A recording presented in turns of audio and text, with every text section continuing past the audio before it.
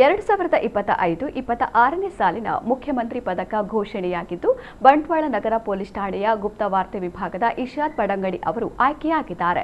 ಬೆಳ್ತಂಗಡಿ ತಾಲೂಕಿನ ಪಡಂಗಡಿ ನಿವಾಸಿಯಾಗಿರುವ ಇಶಾದ್ ಅವರು 2008ರಲ್ಲಿ ಪೊಲೀಸ್ ಇಲಾಖೆಗೆ ಸೇರ್ಪಡೆಯಾಗಿದ್ದರು.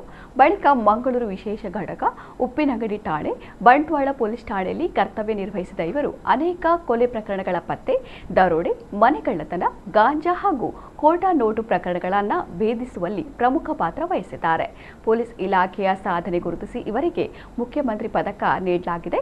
ಸ್ನೇಹಜೀವಿಯಾಗಿರುವ ಇವರು ಸಾರ್ವಜನಿಕ ವಲಯದಲ್ಲಿ ಉತ್ತಮ ಸಂಬಂಧ ಇರಿಸಿಕೊಂಡು ಜನಸ್ನೇಹಿ ಪೊಲೀಸ್ ಆಗಿದ್ದರು.